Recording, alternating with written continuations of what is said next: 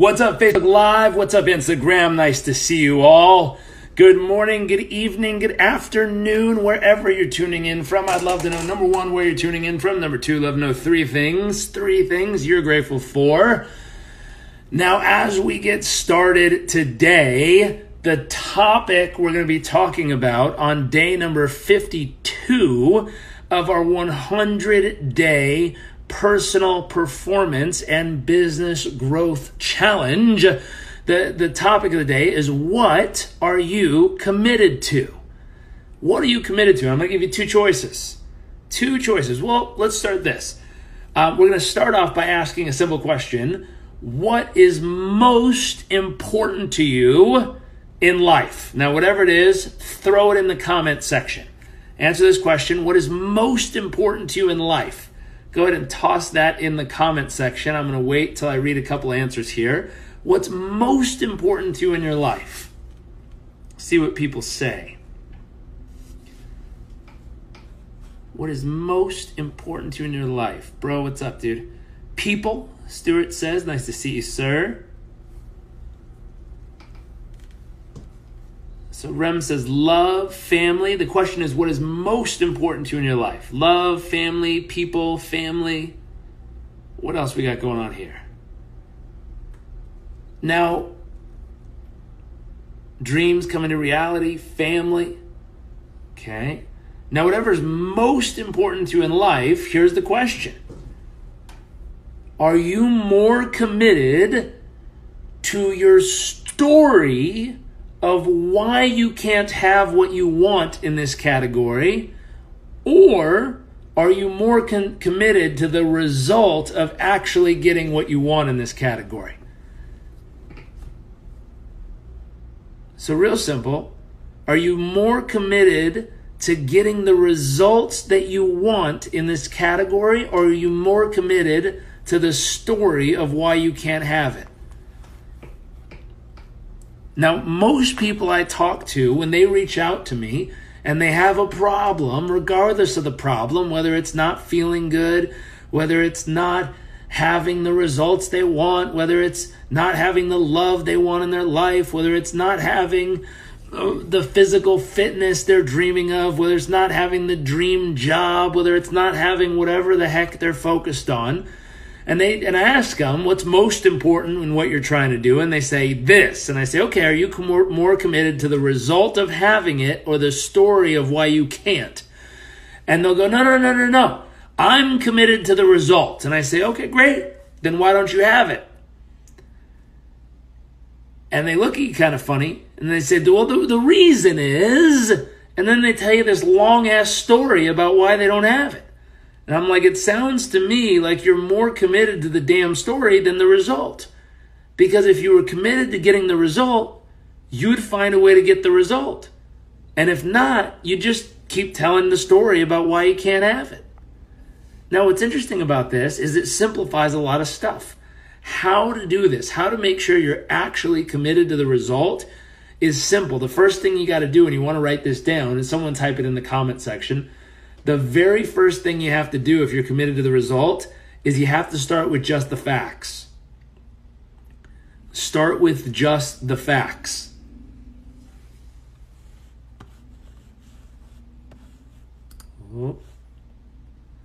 And so if you start with just the facts, so this is what I'm talking about, the story. I'm a little bit confused about my career these days. I choose what I love to do, but my family doesn't much support it. What about this? This is the story. So this is what happens. You know, think of something I'm following it at the same time. I share with anyone and anything I can. So what happens is the story starts to come up. We say, what are the facts? And people start to tell the story. Well, here's what I'm struggling with, and here's why, and here's all the details. And you mean, I have to give you the background. You have to know all the details. You have to get caught up on all the information. Otherwise, how will you really know where I'm at? Well, it's simple. You tell me. I'm 30 years old. I'm a male. I live in this country, and currently I'm trying to do this. And that's it. That's the facts. That's the truth, as Amir is saying here. So you get to the facts, you get to the truth. And then you go, okay, great. If that's the facts and that's the truth, then what's the number one thing you have to do to make progress and take the next step forward? What's the one thing you got to do? Not the 10, not the 20, not the 10-year plan of what you have to do next. We just got to simplify it and say, if those are the actual facts, what's the one single thing you'd have to do right now to make progress towards the result you're trying to get to? So number one, you got to start with the facts. Number two, you got to identify what's the one thing you can do to get closer to where you're trying to get. And then the next thing is, once you know what the one thing is, you got to schedule that one thing into your calendar and actually go do it. Get it done. Now, what's interesting is you can tell this is moving away from a story of what I have to do and why they pick me or why they don't pick me and I was, taken advantage of and people treated me certain ways and all this stuff. No, that's a story. Just cut it down. What are the facts? I'm this age. I live in this city. I'm trying to accomplish this, and here's what the next thing is I have to do. Okay, great. Well, what's the action you have to take right now in order to move forward? Well, the action I have to take is this. Okay, get it done. There you go. And all of a sudden, you'll see progress.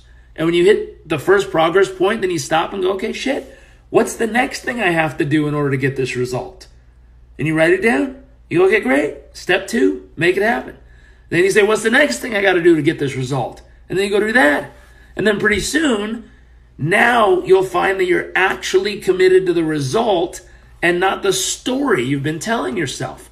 Because the story is the nonsense that creates pain and frustration and hurt and sadness and worry and angst and anxiety and all the other crap that comes with it.